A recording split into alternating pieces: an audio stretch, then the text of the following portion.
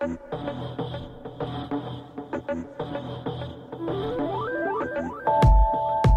welcome to the Tony Scott Internet Show. What's going on? I am Tony Scott. I am so excited. The fire has been relit. If you're in the St. Louis area, I had the chance to be on Old School 95.5, which I'll be doing a weekend shift beginning this weekend. So I got a new job.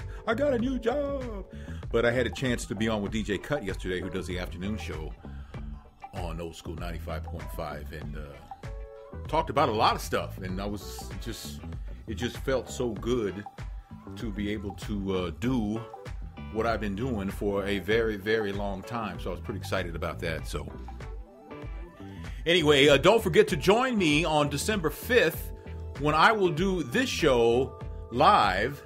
It'll be Tony Scott Live from Kathy's Kitchen, Friday, December 5th in Ferguson from 6 to 8 p.m. We'll stream it live, but I would love for you to be part of the audience.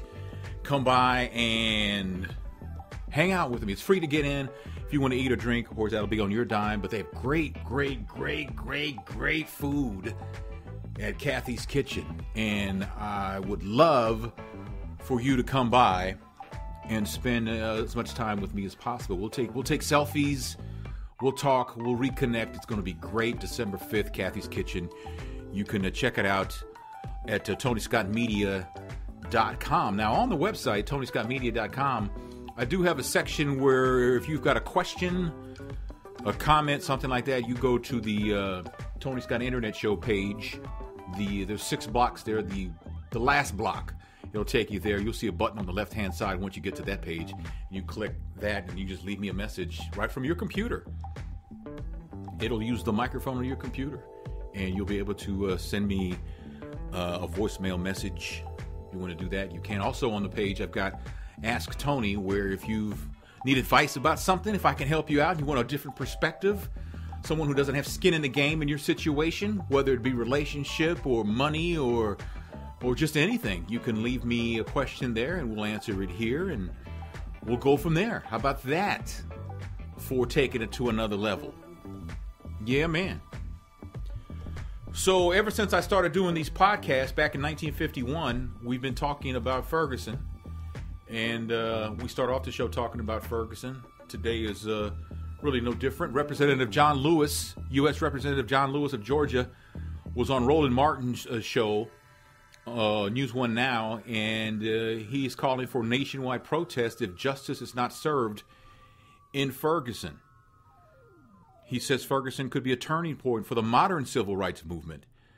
He says if justice is not served, that there should be protests from coast to coast. When asked if Ferguson could be the modern-day Selma, Alabama, Representative Lewis says Selma was the turning point, and I think what happened in Ferguson will be the turning point. I think people are waiting, they're watching, and we're going to see within the next few days what's going on, what's going to happen, and that would be massive nonviolent protest all over America. So he's calling for nationwide protest if, in fact, the decision is made not to indict Darren Wilson. But you know what? I was watching CNN, and what exactly are the charges that Darren Wilson could face in shooting and killing Michael Brown? I mean, what exactly are the grand jury's options? First-degree murder is on the table. To prove first-degree murder, prosecutors would not only have to show that Darren Wilson killed Michael Brown, which is not, no one's disputing that, but they have to prove that he did so in a deliberate. After thinking about it, they say that deliberation on the matter is typically proved by showing some sort of planning. So almost like a premeditated thing. If he was charged and convicted of first-degree murder, it could be life in prison without parole or death. Second-degree murder, prosecutors have to show that Darren Wilson knowingly caused Michael Brown's death, that he knew what he was doing was going to cause serious physical injury or death. Well, I think that's a safe jump right there. I mean, you fire a gun. Police officers, every police officer I've ever talked with about shooting their gun will all tell you when you pull your gun, you have every intention of using it. This ain't TV where why couldn't they shoot him in the leg? It don't work that way. Never has. When police officers pull their weapon, it is with the intent that they're probably going to have to pull the trigger. if found guilty of second-degree murder, he could face up to life in prison with the possibility of parole. Then there's voluntary manslaughter, is the act of killing another person while under the influence of a sudden passion. If it can be proved that Darren Wilson acted while in a fit of anger or rage, that would fit the influence of a sudden passion. Voluntary manslaughter, that goes from 5 to 15 years. Now, involuntary manslaughter is when someone causes the death of another by being reckless. He may not mean to kill the other person, but didn't take the necessary precautions to do this. Now, if that can be proved, of what Darren Wilson didn't know what he was doing when he fired in the direction of Michael Brown, it could be involuntary manslaughter conviction. No more than 7 years in prison for that. And of course, what everybody's fear is that no charges. None.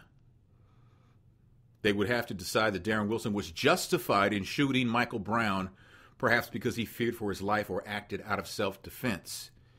And if they decided not to indict Darren Wilson would be a free man as far as the state's criminal charges. But the federal authorities are conducting two, not one, but two civil rights investigations, one into Michael Brown's killing and the other into the Ferguson Police Department's overall track record with minorities. So that second one with the Ferguson Police Department wouldn't involve really sending anyone to jail, as far as I know. But that is basically are the options of the grand jury in Ferguson in regards to Darren Wilson. Now, Governor Jay Nixon ordered a state of emergency and is called in the Missouri National Guard. I'm assuming that it's in preparation for this decision, which could be coming at any time now.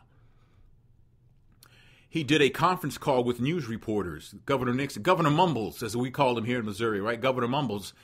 And basically was asked, well, you know what, let me let you hear this exchange because this is our governor speaking to the press. Hi, Governor. Thank you. Given that you've declared the state of emergency and you put the Highway Patrol on the Unified Command, does the buck ultimately stop with you when it comes to how any protests are policed? Well, I mean,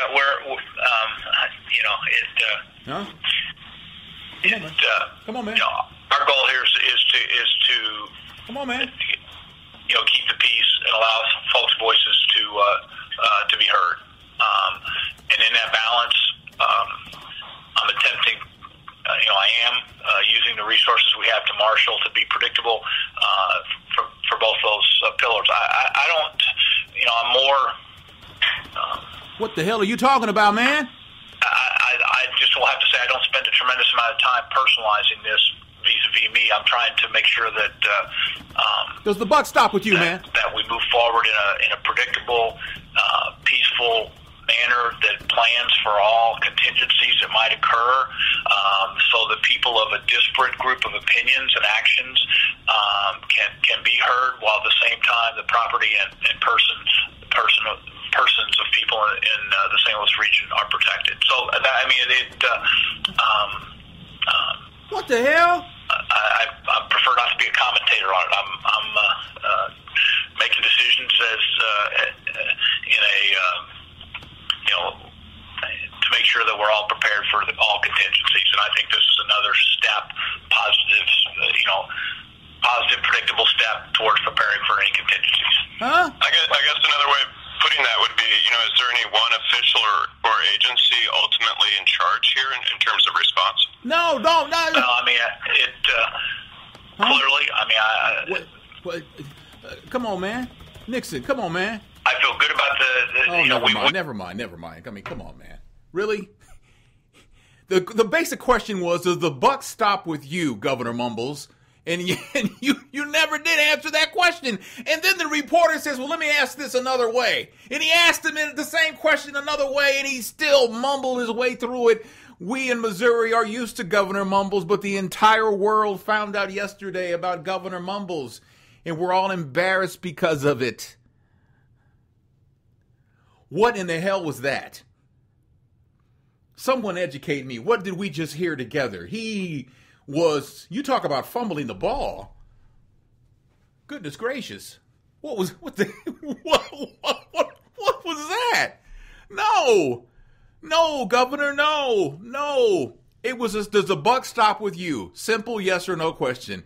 And more times than not, as the governor, the leader of the state of Missouri, the answer should have been yes. The buck stops with me. I don't know what the hell he was talking about. That's crazy. That's Governor Mumbles.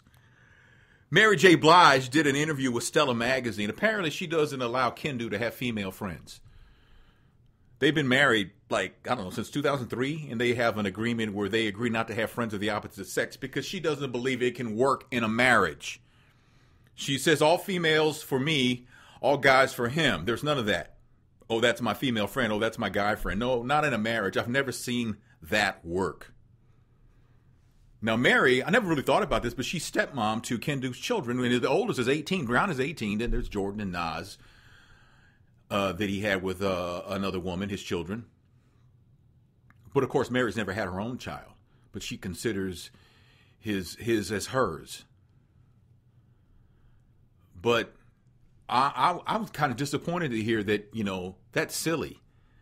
They're having restrictions on what sex your friends can be because you don't trust your friends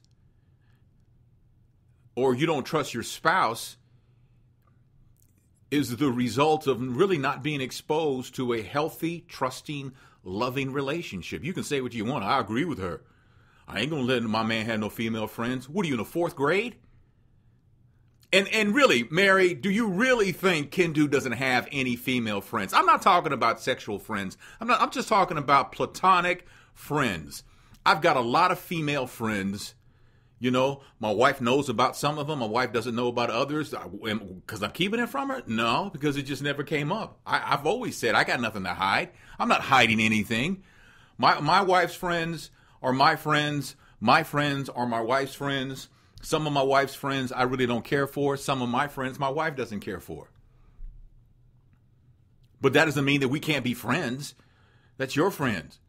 If you can't trust your significant other to be friends with someone of the opposite sex, you are with the wrong person, bottom line. And if that doesn't make sense to you, you should not be in a relationship. A relationship is about trust.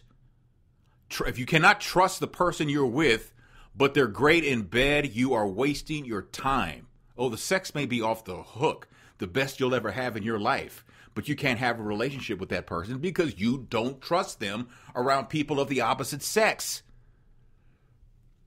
And that is beyond ridiculous. That is crazy. I don't know, Tony. I mean, I'm just saying, my man loves me and I love him, but I don't want him around no other women. He ain't going to bed with them. And if you think he is, then you're with the wrong one. And here's a news flash. If he is or she is sleeping with female friends while committed to you, then you shouldn't be committed to him. You shouldn't even be together. You follow what I'm saying here? But if you have the attitude that Mary J. Blige has, and I don't know anything about Mary J. other than she's a great singer, okay? I don't know about her personal life and all that, but it sounds to me like she's never really seen a loving, trusting relationship. And it sounds like she doesn't trust Kendu at all. And if you can't trust your man or you can't trust your woman, you are spinning your wheels in mud. The woman in Arizona, Shanisha Taylor, remember her? She left her 2 kids in a car, a hot car, because she went on a job interview, and everybody was feeling bad because she was just trying to do the right thing. She didn't have anybody to watch her children for her, so she had them in the car. It was hot. She left them in the car. She went in to try to get a job, and there was this whole uproar about, come on, man, woman trying to do the right thing. Well, she was charged with felony abuse,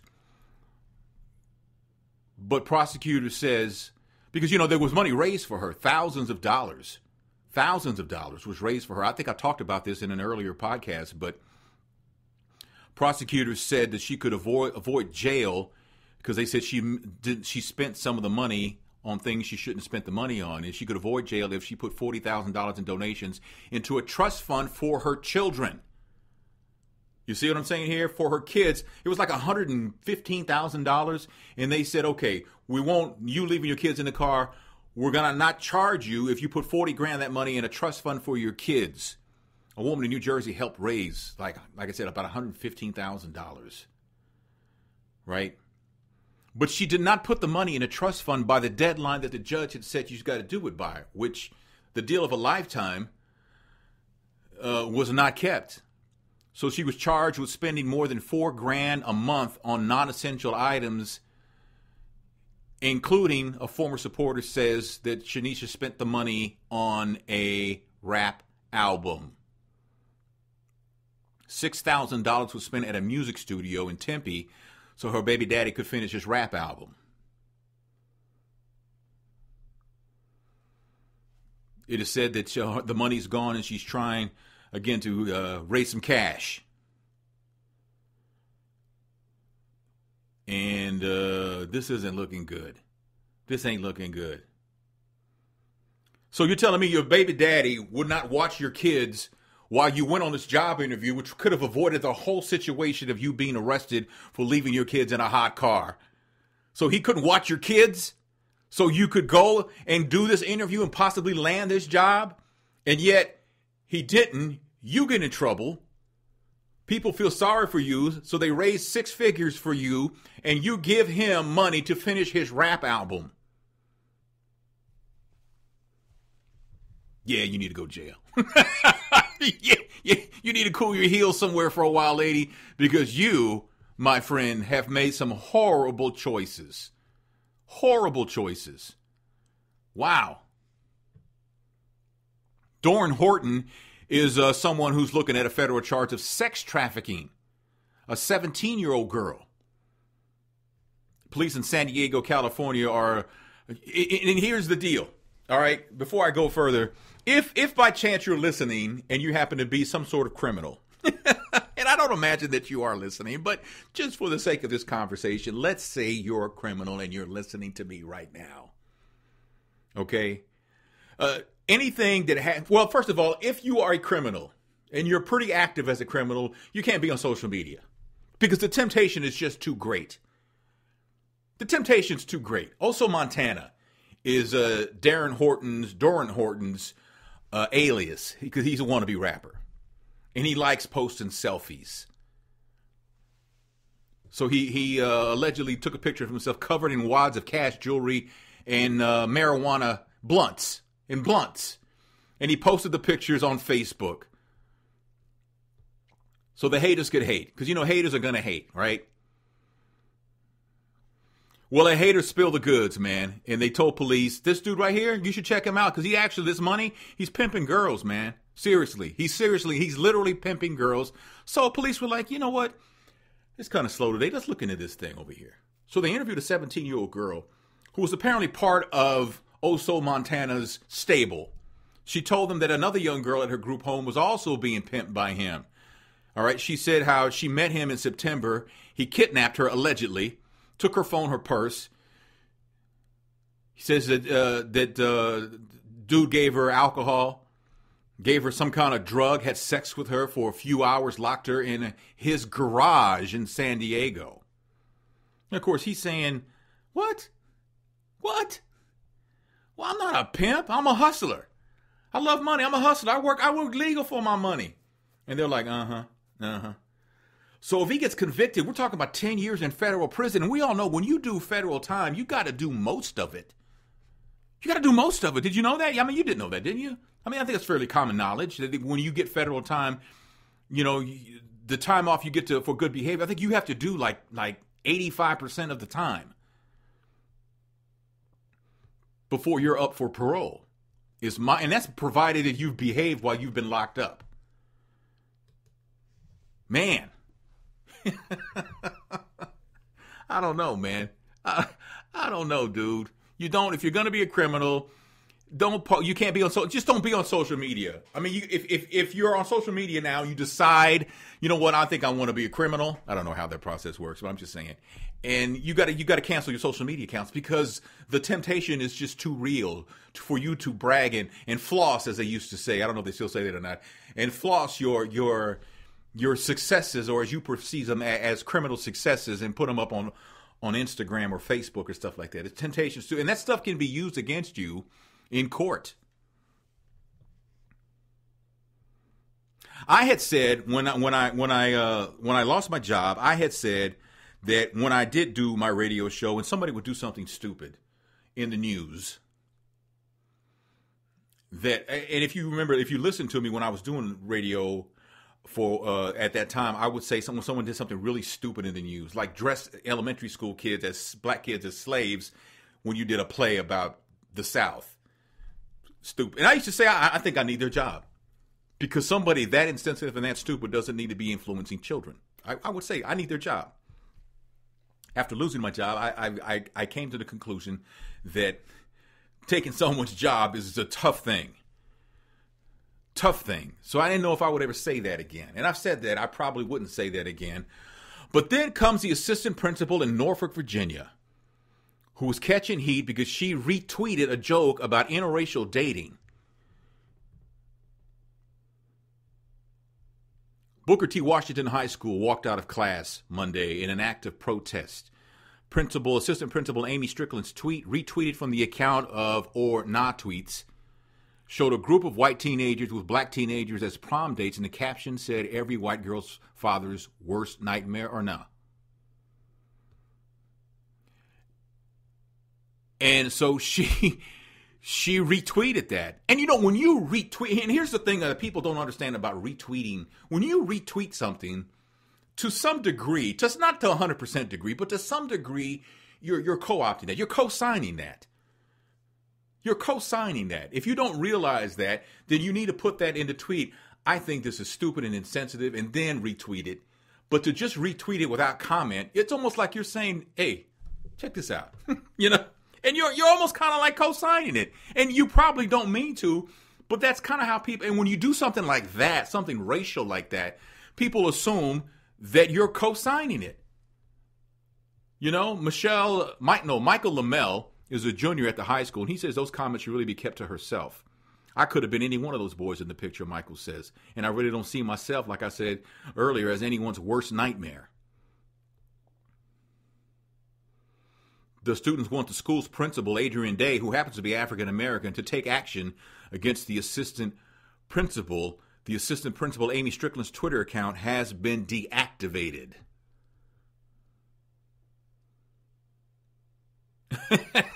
You know, do I need her job? No, I don't need her job, but she can't be on social media. You know, you need to take sensitivity classes. You know what you need to do? Here's what you need to do, Principal Day, about Assistant Principal Strickland. You need to call an assembly. She needs to stand up in front of the student body, and she needs to apologize. She needs to apologize. She needs to say, I'm sorry. It was a bad decision. I did it. I own up to it. I'm embarrassed by it. I disappointed the students here at Booker T. Washington. I disappointed the parents of these students. I disappointed the faculty. And I disappointed my community. Amy Strickland, assistant principal, say that. Because we're all about forgiving. If you say that, throw yourself on the mercy of the student body. And I think you might be okay. Maybe. All these allegations about Bill Cosby sexually assaulting women have taken a new turn because the original supermodel, Janice Dickinson, says Bill Cosby drugged her and assaulted her too when she was in her 20s. She decides to tell her story to Entertainment Tonight. She's 59 years old now. She says Bill Cosby befriended her, offered career help when she was in her 20s, and he drugged her and took advantage of her in Lake Tahoe. Lake Tahoe. Quote, after dinner in my room, he had given me wine. He had given me a pill. Next morning, I woke up and I wasn't wearing my pajamas. And I remember before I passed out that I had been sexually assaulted by this man. That's what she says. The world's first supermodel. She told the story in 2006, but nobody gave a damn. Nobody was believing her. You know, nobody believed her. She told the story in 2006 and nobody cared.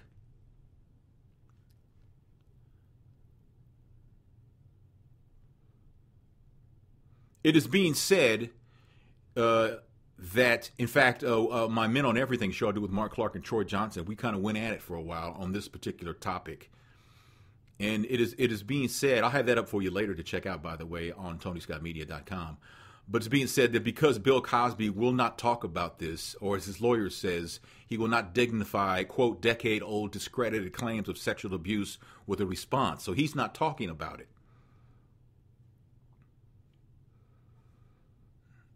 Even an NPR interview he did over the weekend, he was asked about it, and he wouldn't even say, I don't want to talk about it. He just kept shaking his head. No, he wouldn't even say the words, I don't want to talk about it. He canceled his appearance with David Letterman. He canceled an appearance with Queen Latifah a couple of weeks ago. But, you know, I said this before, that him not responding to these allegations doesn't mean he's guilty of anything. He's never been charged with anything. In this country, that's what we go with, right? 14 women have accused him of sexual abuse. You're saying they're all lying, Tony? I'm not saying they're all lying, but nothing's happened. What has come from these allegations? Some of them, if not all of them, would have had to have been investigated. Would they not? If they were official complaints that were filed, police would have to investigate. But did they? I don't know. Maybe some they did. Maybe some they didn't. He did settle with one woman. Whoopi Goldberg, on The View, she says she's been on both sides of this argument before, including the side where he settled with one woman. And she said she could tell us firsthand that settling does not mean you're guilty of anything. It just means you're just going to give them some money so they can just leave you to hell alone because you're on to bigger and better things. You know, I'm summarizing, whatever the word is, about what what Whoopi Goldberg was saying. But she's been in that predicament, and she says that she would like to talk to the woman who was on Entertainment Tonight about that, because the woman said she also was drugged by Bill Cosby, and she would have some questions for her. But it's a legitimate question, though, to say, when someone points out that there have been 14 women who have accused him of this, could they all possibly be lying? Are they all lying? I think that's a legitimate question. But if these things have already been looked into, and he's been cleared of these things, then those come off the books. If there have been no charges filed, they come off the books. You know, we hear a lot about stars. The one that comes to mind, Michael Jackson, was accused of molestation and it supposedly paid one young man between $20 and $40 million to go away.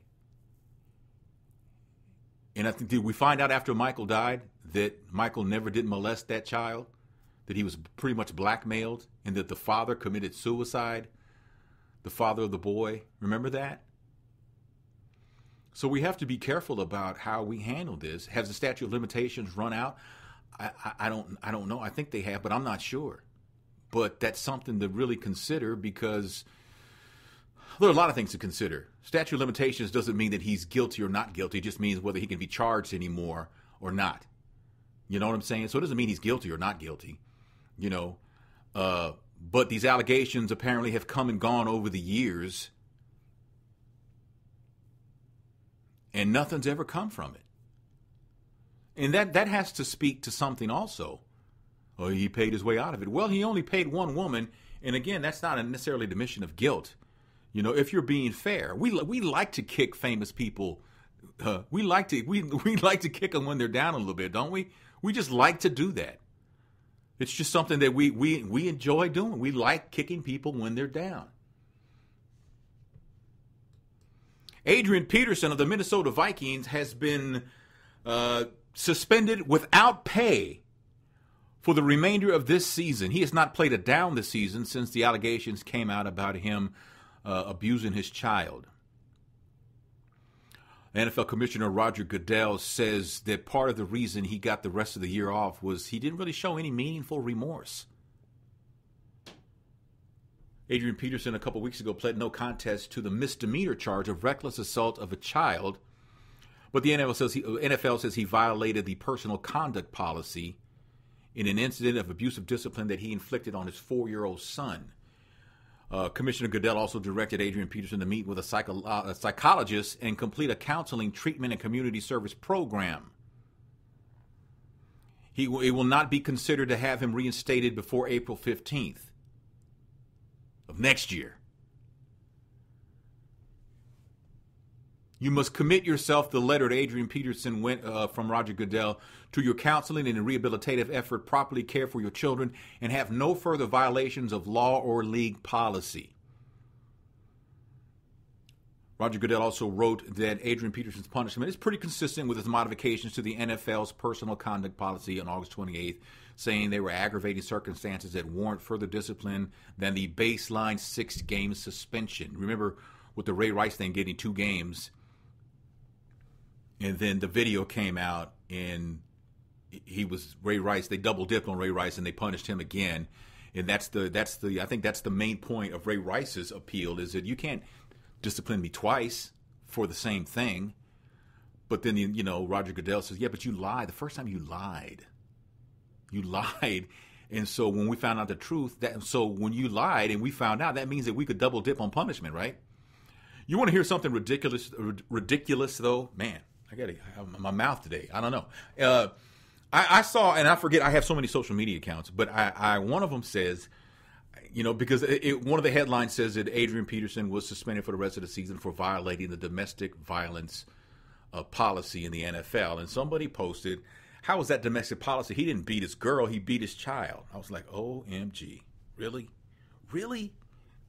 Domestic violence is a wide umbrella. If you beat your spouse, if you beat your child, if you beat your sibling, if you beat your parents, that's all under the domestic violence umbrella for the most part. Just for those who didn't know, okay? The NFL Players Association plans on appealing this decision. And if he does appeal, he'll remain on the exempt list and would continue to be paid pending a decision. But as it stands now, Adrian Peterson is suspended with no pay. Originally, in September, it was a felony charge of injury to a child for using a wooden switch to discipline his 4-year-old son. Adrian Peterson said he never intended to hurt him and was disciplining him in the same way he had been disciplined as a child. This goes back to what I said. Was it yesterday I spoke about how parents make mistakes? Your parents made mistakes. My parents made mistakes. I've made mistakes as a parent, and so have you. Let's be honest. Nobody's the perfect parent where they make absolutely no mistake. I'm not saying that your mom or your dad is not the best parent in the world, because they are in your eyes. But to be fair, and I think if you asked your parent, Mom, you ever make any mistakes raising me? Do you think they're really gonna say, no? Man, I was batting 1,000 the whole time I raised you. They're not gonna say that. Nobody has done that. So come on, man. We think so much of our parents that it's hard for us to believe that they could do any wrong. But they do. They do. They do, because they're human. I'm human. You're human, aren't you? No. All right, man, I passed a half hour already, man. This is going by fast. So we'll wrap it up right here. We'll leave it right here. Thank you so much. I appreciate you listening, downloading, sharing. That kind of thing means so much to me. Make your plans to join me December 5th for Tony Scott Live. I will do this show live from Kathy's Kitchen in Ferguson between 6 and 8 p.m. It's free to get in, but if you want to sample some of her great food, maybe have a date night, that's on your dime. But if you want to bring your kids too, I don't think there'll be anything wrong with that. I think that's going to be pretty cool, because we're not going to be nasty or anything as far as I know. I'm not planning on being nasty, are you? But come on by, check that out. I've got mugs that I'm selling also. You can go to unheardmedia.biz, B-I-Z, pardon me, and you can purchase one of my mugs. Puts a couple pennies in my pocket. I'll be real honest with you about that. All right, and that would help. Unheardmedia.biz, all one word there. All right, the website is TonyScottMedia.com. Check that out. Okay, have a wonderful Wednesday, man. I love you, and I will talk to you tomorrow.